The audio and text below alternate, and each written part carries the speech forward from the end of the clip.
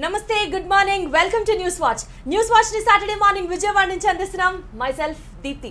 ఈ రోజు news watch లో మనం డిస్కస్ చేయబోతున్న సబ్జెక్ట్ దేనికి సంబంధించింది అంటే, స్కూల్కి వెళ్ళిన ఆడపిల్ల తిరిగి ఇంటికి రాకపోతే, కాలేజ్కి వెళ్ళిన అమ్మాయి సాయంత్రం అయ్యేసరికి ఇల్లు చేరుకోకపోతే కన్నవాళ్ళు వెలువెల్లాడిపోతూ ఉంటారు.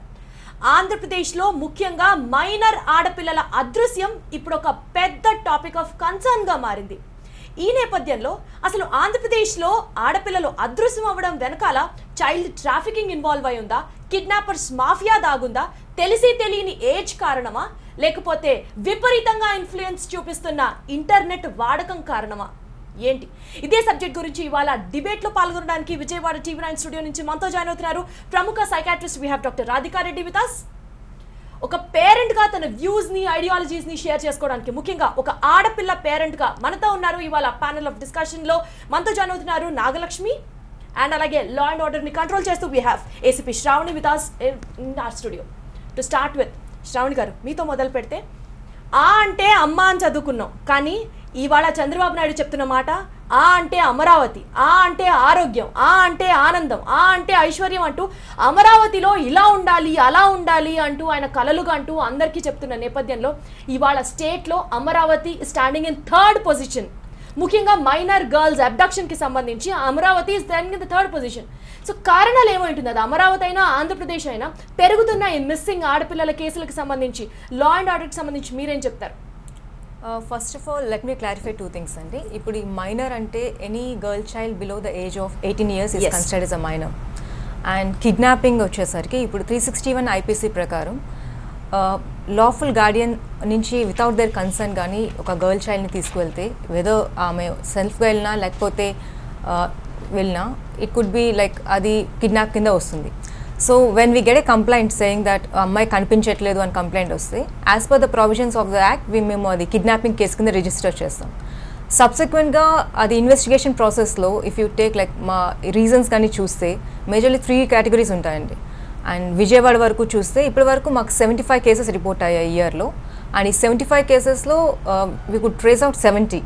అండ్ రెస్ట్ 5 ఏదైతే ఉన్నాయో అవి రీసెంట్గా రిపోర్ట్ అయిన కేసెస్. అండ్ ఈ కేసెస్ ట్రెండ్స్ చూసుకుంటే మోస్ట్ ఆఫ్ ఇట్ లైక్ వీళ్ళు మెజారిటీ ఎలాప్మెంట్ కేసెస్ ఉన్నాయండి. సో వాళ్ళు విల్ఫుల్గా లైక్ బాయ్ ఫ్రెండ్ అవ్వచ్చు, లవర్ అవ్వచ్చు, వాళ్ళతో వెళ్ళిపోయిన సందర్భాలు ఉన్నాయి.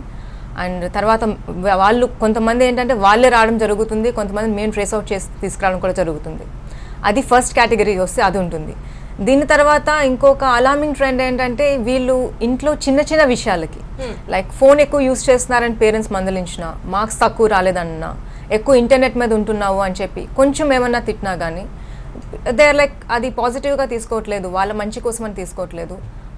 అలాంటి రీజన్స్ వల్ల ఇంట్లో నుంచి వెళ్ళిపోయిన సందర్భాలు కూడా చాలా ఉన్నాయి. రైట్. అండ్ ఇంకా థర్డ్ కేటగిరీకి వస్తే పియర్ ప్రెషర్ అండి. ఒకటి ఏంటంటే నేను అలాంటి ప్లేసెస్ చూసాను, అక్కడ ప్లేసెస్లో చాలా బాగున్నాయి, హైదరాబాద్లో వెళ్ళాను అక్కడ ఇవి బాగున్నాయి అని, మీరు కూడా విజిట్ చేస్తే బాగుంటుంది అని చెప్పి పిల్లలు మాట్లాడుకోవడం, ఇంకా ఇలాంటి రీజన్స్ వల్ల కూడా పిల్లలు వెళ్ళిపోయిన సందర్భాలు ఉన్నాయి. So when you categorise as kidnapping అన్నప్పుడు ప్రతిదీ ఫోర్స్ఫుల్గా ఎవరో తీసుకెళ్ళిపోయినట్టు కాదండి. ఈ యాక్ట్ ప్రకారం కిడ్నాపింగ్ వస్తుంది, కానీ మోస్ట్ ఆఫ్ ఇట్ లైక్ పిల్లలు వాళ్ళంతటి వాళ్ళు వెళ్ళిపోవడం జరుగుతుంది చాలా వరకు. రైట్. సో రాధికా రెడ్డి గారు, మీరేం చెప్తారు? What is your analysis about the case? అంటే ఏజ్ మేడం చెప్పినట్టు అంటే టీనేజ్లో అంతా కూడాను మైనర్ గర్ల్స్ విషయంలో ఏదైనా వాళ్ళలో సైకలాజికల్గా ఎలా ఉంటారంటే అంటే ఆ ఏజ్ అనేది పూర్తిగా మెచ్యూర్డ్గా మెంటల్ ఫంక్షనింగ్ అనేది ఉండదు. And at the same time ఏమీ తెలియదు వాళ్ళకి అని అనుకోవడానికి కూడా లేదు. సో వాళ్ళు పిల్లలే అయినా కూడాను వాళ్ళు పెద్దలుగా వ్యవహరించాలనే తీరు వాళ్ళలో సైకలాజికల్గా మనకి కనిపిస్తుంది. సో ఆ మెంటల్ మెచ్యూరిటీ అనేది పూర్తిగా 100% రాదు. సో వాళ్ళు వాళ్ళ ఇండివిజువాలిటీని చూపించాలని ప్రతి నిమిషం అనుకుంటూ ఉంటారు. తర్వాత వాళ్ళ ఇండిపెండెంట్గా వ్యవహరించాలి, డెసిషన్ మేకింగ్ అంతా వాళ్ళే చేయాలి, తల్లిదండ్రుల కంటే కూడాను వాళ్ళే నిర్ణయాలు తీసుకోవాలనే తాపత్రయం, తపన వాళ్ళలో ఎక్కువగా మనకి కనిపిస్తుంది ఆ ఏజ్లో. కొంత ఇయర్స్ గడిస్తే కానీ వాళ్ళకి దానిలో ఉన్న కాన్సిక్వెన్సెస్ అనేవి తెలియవు. So they want to experience కొత్తదనాన్ని, ఏదైనా సరే మోర్ ఎంతూజియాస్టిక్గా ఉంటారు, కొత్త విషయాన్ని తెలుసుకోవాలి, దాన్ని ఎక్స్పీరియన్స్ చేయాలనేది ఆ ఏజ్లో పర్టికులర్గా ఎక్కువగా ఉంటుంది. సో దాని మూలంగా కూడా ఇలాంటివి జరిగే అవకాశం ఉంటుంది. అండ్ రిస్క్ టేకింగ్ బిహేవియర్స్ అనేవి కూడా ఆ ఏజ్లో ఎక్కువ ఉంటాయి. అంటే ఏదో ఒకటి ప్రయోగం చేయాలి, ఒక ఎక్స్పెరిమెంట్ చేయాలి అనే ఇది. ఆ తర్వాత రెండవది పియర్ ప్రెషర్. సో వాళ్ళ ఐడెంటిటీని కాపాడుకోవడానికి సో నేను ఒక స్పెషల్ అనేది చూపించాలనే తాపత్రయంలో సో చుట్టూ ఉన్న పిల్లల ప్రెషర్ కూడా వాళ్ళ మీద ఎక్కువ ఉంటుంది. ఆ పిల్లల ప్రెషర్ ఎలా అంటే ఇప్పుడు ఒకరు ఏదైనా ఒక కొత్త ఫోనే తెచ్చారు, ఒకరు తెచ్చినప్పుడు వీళ్ళు ఇంట్లో చాలా దాని మీద ఇంట్లో వాళ్ళ మీద ప్రెషర్ తెస్తారు, నాకు ఫోన్ కావాలి లేదా బైక్ కావాలి ఇంకోటి కావాలి. సో ఇలాంటి ప్రెషర్స్ అనేవి తల్లిదండ్రుల మీద పెట్టడం, వీళ్ళు కాదనడం, అంటే అది ఏజ్ అప్రాప్రియేట్ బిహేవియర్ అయినా సమ్టైమ్స్ ఆ రిస్క్స్ తీసుకోవడం వల్ల ఇలాంటి ఇబ్బందులు పాలయ్యే ఛాన్సెస్ అనేవి ఉన్నాయి. సో పేరెంట్స్ అంటే చాలాసార్లు ఏమవుతుందంటే అబ్రప్ట్గా అన్నీ ఇస్తూ వస్తారు, ఒకసారి ఏదైనా ఒకటి నో అనడం అది హర్టింగ్గా ఉంటుంది. ఎమోషనల్గా కూడా స్టెబిలిటీ అనేది ఆ ఏజ్లో చాలా తక్కువగా ఉంటుంది. సో ఆ స్టెబిలిటీ లేనందువల్ల చిన్న చిన్న విషయాలకి, ప్రతి చిన్న విషయానికి కూడాను వాళ్ళు ఎక్కువ అప్సెట్ అవ్వడం అనేది గమనిస్తాం. సో వాళ్ళకి ఇవ్వాల్సినంత కన్సర్న్, కంఫర్ట్ ఇంట్లో లేనప్పుడు కూడా ఒక్కరు బయట అపరిచితులు ఒక్కరు ఆ కన్సర్న్ చూపించినా కూడా వాళ్ళే ప్రపంచం అని ఫీల్ అయ్యే అవకాశం ఆ ఏజ్ మూలంగా వాళ్ళకి ఎక్కువగా ఉంటుంది. రైట్. నాగలక్ష్మి గారు మీరేం చెప్తారు? యూజువల్లీ పిల్లల్ని అట్మోస్ట్ కేర్తో పెంచుతూ ఉంటాం, కానీ ఇవాళ రోజుల్లో పెరుగుతున్న సొసైటీలో డిమాండ్స్ పరంగా కానీ both wife and husband job చేయడం అండ్ జాయింట్ ఫ్యామిలీస్ అన్ని డిసపియర్ అయిపోతున్నాయి, ఆల్మోస్ట్ న్యూక్లియర్ ఫ్యామిలీస్ ఎక్కువ అయిపోతున్నాయి. సో ఎవరి దారిన వాళ్ళు వెళ్ళిపోతూ ఉంటారు. పిల్లలకి కావాల్సినంత అటెన్షన్ ఇవ్వకపోతే బయట దొరుకుతున్నప్పుడు they easily get attracted towards that అని చెప్తున్నారు. So what is your analysis? మీరేం చెప్తారు?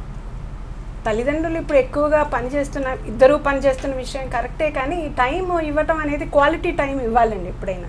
దానివల్లనే పిల్లలు ఇలా తయారవుతున్నారంటే ఇంట్లో ఉండే తల్లిదండ్రులకు కూడా పిల్లలు పాడైపోయే అవకాశాలు ఉన్నాయి.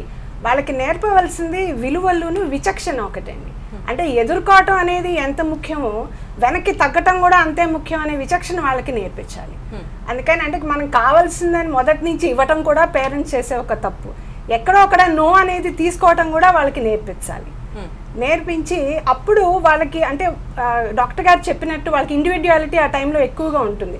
కాబట్టి ప్రతిదీ ఇది తప్పు, నువ్వు చేయకూడదు అనే ఆంక్షలు పెట్టిన కొద్దీ అది ఏదో చెయ్యాలి అనే తపన ఎక్కువ అవుతుంది. కనుక వాళ్ళకి తప్పు ఒప్పుల కంటే ఎక్కువ చెప్పినట్టు ఒక్కొక్క ఈ చర్య తీసుకుంటే ఇది అవుతుంది అని ఆ కాన్సిక్వెన్సెస్ గురించి కొన్ని ఎక్స్ప్లెయిన్ చేయడం అనేది చెయ్యాలని తల్లిదండ్రులు. నాకు 2 ఆడపిల్లలు నేను పెంచినా నాకు ఆ ఇబ్బందులు అనిపించాలి. అంటే ఇంకొకటండి, మేము ఎప్పుడూ మీ వెనకాల ఉంటాం. తప్పొప్పులు అనేది వయసులో వచ్చే ఉద్రేకంతో కానీ వేరే రకంగానే జరగచ్చు, కానీ మేము మీ వెనకాల ఉన్నాము అనే ఒక ధైర్యం. ఎందుకంటే వాళ్ళు లేకపోతే ఇంకొకళ్ళ దగ్గరికి వెళ్ళిపోకుండా పర్వాలా మీరు తప్పు చేసినా మేము ఉంటాము అని వాళ్ళకు ఒక ధైర్యం ఇవ్వాలి. ఆ ధైర్యంతో పాటు అర్థం చేసుకునే విచక్షణ విలువలు ఇవ్వాలి. వయసుతో పాటు వచ్చే ఉద్రేకంతో తప్పులు చేస్తున్నా కూడా వాళ్ళ వెనకాల ఈ చెప్పినవన్నీ గుర్తు ఉంటాయండి తప్పకుండా. కాబట్టి తల్లిదండ్రుల బాధ్యత చాలా ఉన్నది. ఆడపిల్లల్ని ఎలా పెంచాలి అనే దాంట్లో, ఆ విచక్షణ ఎలా నేర్పించాలి అనే దాంట్లో బాధ్యత అయితే తప్పకుండా. ముఖ్యంగా ఇవాళ టాపిక్ గురించి మాట్లాడితే మైనర్ ఆడపిల్లలు అదృశ్యం అవుతున్నారు అన్న అంశానికి సంబంధించి మాట్లాడితే ఆ వే ఆఫ్ బ్రాటప్ లో అది అబ్బాయి అయినా అమ్మాయి అయినా డిఫరెన్స్ ఉందండి. అంటే ఆడపిల్లల్ని ఇంకాస్త జాగ్రత్తగా, ఇంకాస్త అలర్ట్ గా, ఇంకాస్త అటెంటివ్ గా పెంచాల్సిన అవసరం ఉందా? ప్రకృతి నియమాలలో ఆడపిల్లలకు కొన్ని పరిధులు ఉన్నాయండి, అది తప్పదు. కాబట్టి అంటే జాగ్రత్తగా ఉండాలి, రాత్రిపూట పంపించను ఆడపిల్లల్ని బయటికి అనే ఒక అంటే ధైర్యం కోల్పోయిన పరిస్థితులు ప్రస్తుతం. కాబట్టి కొన్ని జాగ్రత్తలు ఎక్కువగా చెప్పాల్సి ఉంటుంది. అలా అని చెప్పి మగపిల్లల్ని వాళ్ళకి విలువలు అనేది తల్లిదండ్రులే మళ్ళీ నేర్పించాలి. తల్లే ముఖ్యంగా మగపిల్లలకు కూడా ఆడపిల్లల్ని గౌరవించడం ఎలా అనేది నేర్పించవలసిన బాధ్యత కూడా తల్లి మీదే ఉన్నా, ఆడపిల్లల మీద కూడా వాళ్ళకి ఇది చెప్పవలసిన అవసరం ఉందని అయితే నేను చెప్పాను. అంటే ఇదివరకు లాగా అరిటాకు ముళ్ళు లాంటివి చెప్తే వాళ్ళకి నచ్చవు, ఎవరికైనా నచ్చదు. కానీ పరిధులు ఏమిటి, ఆడపిల్లలకు ఉన్న పరిధులు ప్రకృతి రూపంగా వచ్చిన వాటి గురించి గౌరవించాలి, అర్థం చేసుకోవాలి, స్వీకరించాలి అనే ఒక విచక్షణ మాత్రం నేర్పించడం తల్లికి తప్పకుండా ఉందండి బాధ్యత. రైట్. శ్రావణి గారు, రీసెంట్ గా ఒక మెట్రోపాలిటన్ సిటీకి సంబంధించిన ఒక పాలిటీషియన్ చేసిన స్టేట్మెంట్ ప్రకారం నేనైతే మా అమ్మాయిని ఆడపిల్ల అని అర్ధరాత్రి బయటికి పంపించను, రాత్రిపూట బయటికి పంపించను అని చెప్పారు.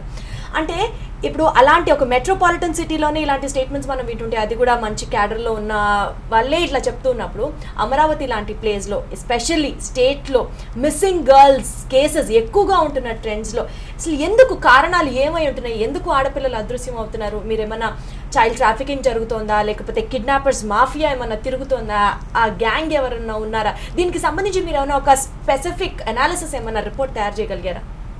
యా, బికాజ్ అమ్మాయిలు అంటే ఎస్పెషలీ మైనర్ గర్ల్ చైల్డ్కి వచ్చేసరికి అది టాప్ ప్రయారిటీ అండి మాకు.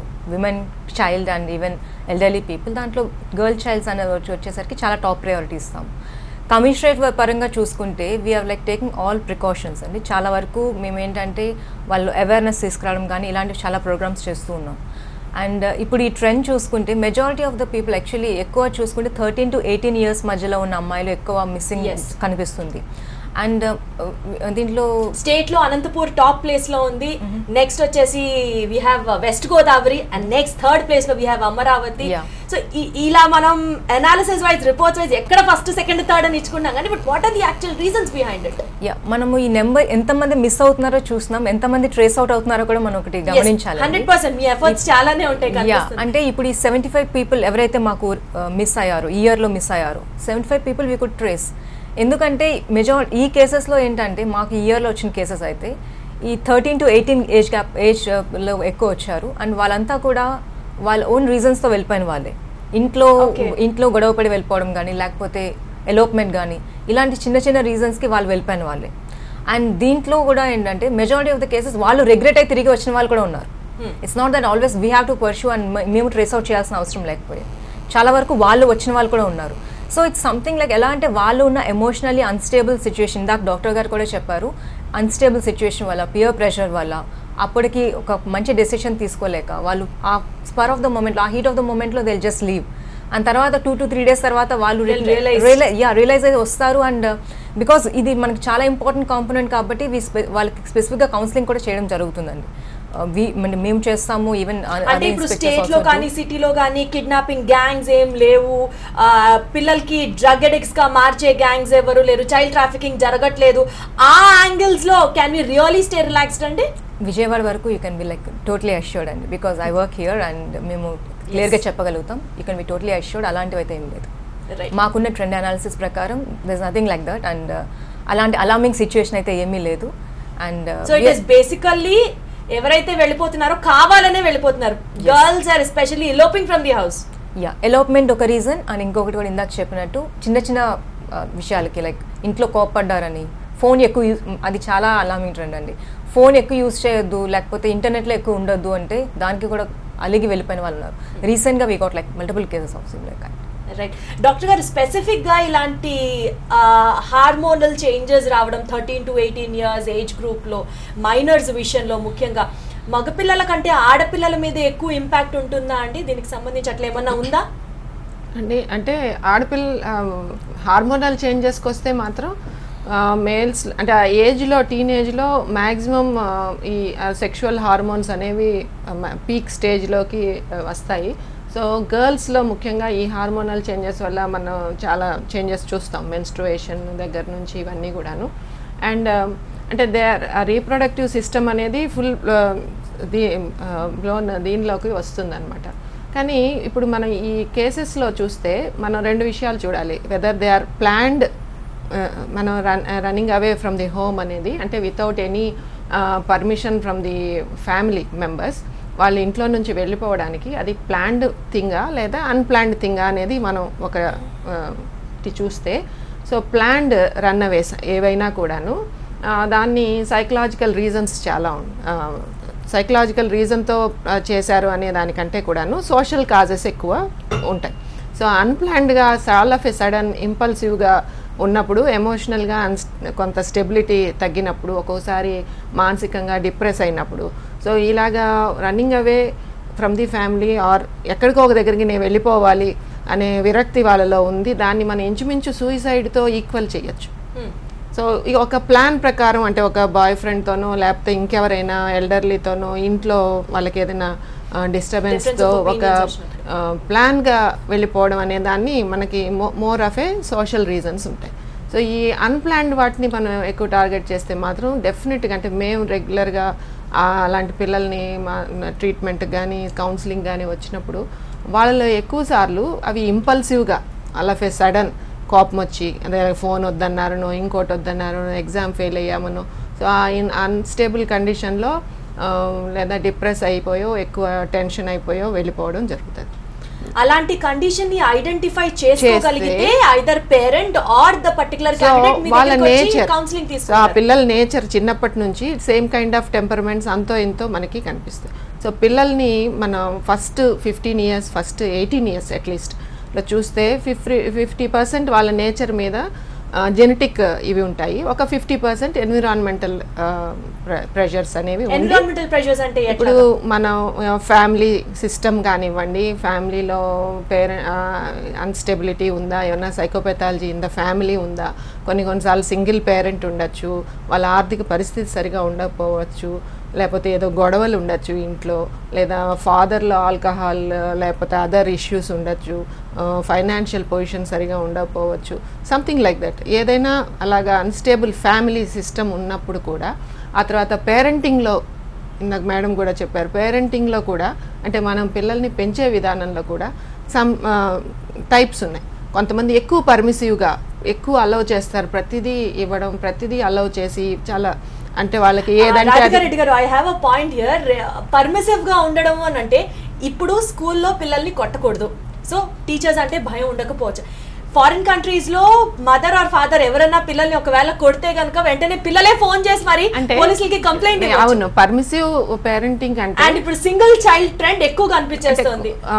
కొట్టకుండా పెంచడానికి కాదు, యాక్చువల్ గా కొట్టవలసిన అవసరం కొట్టాలని కాదు, బట్ ఆ భయం అన్నది ఆ భయం కంటే కూడాను మనం వాళ్ళకి ప్రతిదీ ఎక్స్ప్లెయిన్ చేసి భయం కంటే కూడాను వాళ్ళకి పేరెంట్స్ అంటే వాళ్ళు పేరెంట్ దగ్గర ఏదైనా చెప్పుకోవచ్చు. మనం ముఖ్యంగా teenagers we should be more friendly. Fast life లో అది అంత ప్రాక్టికల్ ఉంటుంది, ఎందుకంటే ఇప్పుడు గర్ల్ చిల్డ్రన్ని అంటే ఇప్పుడు ఇలాంటివి ఒక 70 cases అయినాయి, కానీ many girl children are there which are who are very much protected and safe and ఎన్విరాన్మెంట్లో చక్కగా. ఇప్పుడు మీరు ప్రోగ్రెసివ్గా ఆలోచిస్తే ఎంతమంది గర్ల్స్ చక్కగా చదువుకుంటున్నారు, ఇండివిజువల్గా జాబ్స్ చేస్తున్నారు. ఒక కేసు ఇలాంటివి జరగచ్చు, ఎక్కడో దూరం ఊరల్లో వెళ్ళేసి ఢిల్లీలో, పూణేలో, హైదరాబాద్లో, బెంగళూరులో, విజయవాడ నుంచి వెళ్ళి వర్క్ చేసే పిల్లలు ఎంతోమంది ఉన్నారు.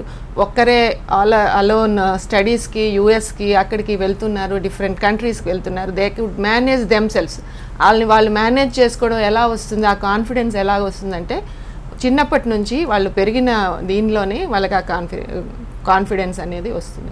వాళ్ళు ఎప్పుడైతే లోగా ఇన్ఫీరియర్గా వాళ్ళ గురించి వాళ్ళ సెల్ఫ్ ఎస్టీమ్ని తగ్గించుకోవడం జరుగుతుందంటే అది చిన్నప్పుడు మనం పెంచిన విధానంలో కూడా అది దాగుంటుంది.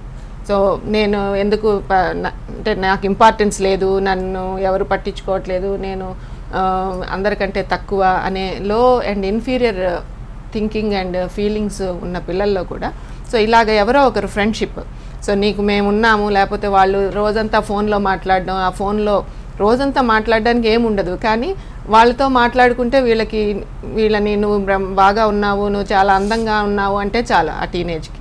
సో నిన్ను మించిన వాళ్ళు లేరు అని ఎవరో ఒకరు పరిచయం లేని వ్యక్తులు చెప్పినా కూడా దే ఫీల్ వెరీ హ్యాపీ. అంటే వీళ్ళే నన్ను ఎక్కువగా నాకు ఇంపార్టెన్స్ ఇస్తున్నారు తల్లిదండ్రుల కంటే అనే ఫీలింగ్ వాళ్ళు. ఏదైనా చైల్డ్ ఎవరన్నా సరే, ఆడపిల్ల కానీ ఇన్ఫాక్ట్ ఆ సిచ్యువేషన్ లో ఎవరున్నా సరే లోగా ఫీల్ అవుతున్నారు అంటూ కౌన్సిలింగ్ కి తీసుకొచ్చినప్పుడు beat either parent are particular person మీరు కౌన్సిలింగ్ ఇస్తారు. కానీ ఇవాళ ఈ ప్రోగ్రామ్ చూస్తున్న చాలా మందికి ఒక మెసేజ్ లాగా మీరు ఇవ్వాలంటే అలా లోగా కానీ ఇన్ఫీరియర్ గా కానీ ఫీల్ అవుతున్నప్పుడు వాళ్ళు సెల్ఫ్ కౌన్సిలింగ్ ఇచ్చే విధానాన్ని ఏమన్నా అసలు ప్రాక్టీస్ చేయొచ్చా అండి? Is it possible? అవును, అంటే వాళ్ళు మనం మోర్ నెగటివ్ గా ఉన్న కొద్దీ కూడాను ప్రపంచం అంతా కూడాను మనకి అలాగే కనిపిస్తుంది. ప్రతి థాట్ని పాజిటివ్గా మనం మార్చుకోగలిగితే ప్రతిదాన్ని, అంటే సింపుల్గా నేను ఐఎమ్ ఓకే, నేను ఐఎమ్ ఫైన్ అండ్ ఒకటి కంటెంట్మెంట్ అంటే ఎవరు సరిగ్గా చూడట్లేదు, నాతో ఎవరు మాట్లాడట్లేదు, నేను అందంగా లేను, నేను సరిగ్గా చదువుకోవట్లేదు, థాట్స్ ఒకసారి ఇవన్నీ కూడాను మోర్ అంటే డిప్రెసివ్ టైప్ ఆఫ్ థింకింగ్. అది వాళ్ళ కాన్ఫిడెన్స్ ఎప్పుడైతే తగ్గుతుందో ఇంకా జీవితం మీదే విరక్తి కలిగే. అలాంటి టైంలో ఎలా రియాక్ట్ అవ్వాలి? మెయిన్గా ఏంటంటే ఆ ఏజ్కి చాలా ఫ్రెజైల్గా ఉంటారు. పేరెంట్స్ కూడా వాళ్ళని చాలా కేర్ఫుల్గా హ్యాండిల్ చేయాల్సి వస్తుంది ఇలాంటి సిచ్యువేషన్ ఉన్నప్పుడు. సో వాళ్ళ కాన్ఫిడెన్స్ని బిల్డప్ చేసుకోవడానికి చిన్న చిన్నవైనా కూడాను ఒక చిన్నది సొంతంగా చేసినప్పుడు కాన్ఫిడెన్స్ వస్తుంది. సో డెసిషన్స్ అనేవి మనం సొంతంగా చేసేటప్పుడు మన కాన్ఫిడెన్స్ పెరుగుతుంది. చాలా ఇళ్లలో చిన్న చిన్నవి ఒకవేళ వదలడం కూడా మనం చూడం. ఓవర్ ప్రొటెక్టివ్ ఫ్యామిలీస్లో మీరు చూస్తే అథారిటేటివ్ పేరెంటింగ్ అంటాం దాన్ని. చిన్న చిన్నవి కూడాను వాళ్ళకి వదలరు. ప్రతిదీ బట్టలు కొనడం దగ్గర నుంచి ప్రతిదీ పేరెంట్సే చేస్తారు. సో ఏంటంటే వాళ్ళు సొంతంగా డెసిషన్ అనేది వాళ్ళు తీసుకోలేని పరిస్థితి వాళ్ళలో వస్తుంది. సో ఎప్పుడు కన్ఫ్యూజన్లో ఉంటారు. సో ఇలాంటి సిచ్యువేషన్స్లో ఏంటంటే ఎక్కువ తప్పులు చేయడానికి కూడా అవకాశం ఉంది. సో పేరెంట్స్గా లేదా సోషల్ దీంట్లో ఏంటంటే ఎప్పుడు కూడా వీళ్ళకి వాళ్ళు చెప్పేది వినగలిగే ఇది మనకి ఇంట్లో పెద్దలు చేయాలి. పిల్లలు మనతో ఫ్రీగా మాట్లాడాలి, వాళ్ళు మనకి అన్నీ చెప్పుకోవాలి. చిన్నప్పుడు చెప్తారు, స్కూల్ నుంచి రాగానే మదర్కి ఈరోజు స్కూల్లో ఇది జరిగింది అది జరిగింది చెప్తారు, కానీ ఇంటర్మీడియట్కి 10th వచ్చిన తర్వాత ఏం జరిగినాయో చెప్పరు.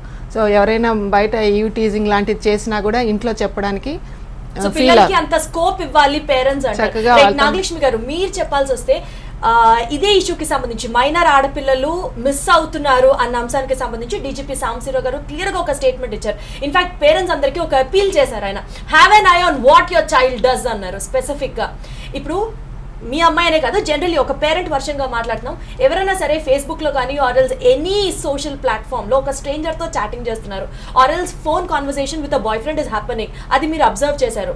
మీరు కామ్గా కూర్చొని మంచిగా మాట్లాడితే ఆ పిల్లలో మార్పు వస్తుందా? ఆర్ఎల్స్ ఇనీషియల్గా ఆ పాయింట్ ఆఫ్ టైంలో ఒక పేరెంట్ ఎమోషన్స్ ఎలా ఉంటాయి? సో అలాంటి సిచ్యువేషన్స్ వచ్చినప్పుడు how to handle the issue? ఎందుకంటే అబ్బాయితో మాట్లాడితే చాలా మంది ఇంట్లో అమ్మలు కానీ తండ్రి ఎవరు చెప్పరు. సో ఆ గ్యాప్ని ఎలా ఫిల్ చేయాలి యాజ్ అ పేరెంట్?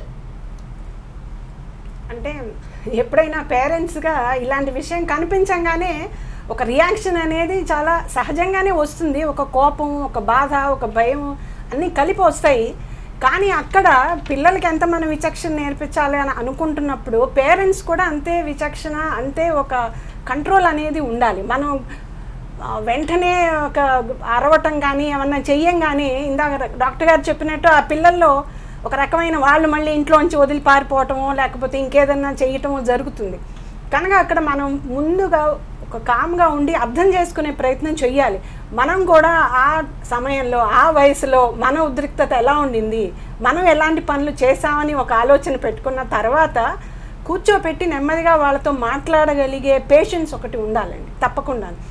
రాత్రి భయం ఒకటి నుంచి శ్రావణి గారు చెప్పినప్పుడు కానీ మేడం చెప్తున్నట్టు కానీ పెరుగుతున్న ఇంటర్నెట్ యూసేజ్, పిల్లలకి ఇంటర్నెట్ ఇవ్వడం అనేది నిజంగా ఒకవేళ ఇవ్వకపోతే ఈ మధ్య రోజుల్లో సెల్ ఫోన్స్ లోనే పీపుల్ ఆర్ యూజింగ్ ఇంటర్నెట్. పెరిగిన ఇంటర్నెట్ లిస్టులో children are really playing a major role. Lion share వాళ్ళదే ఉంటుంది.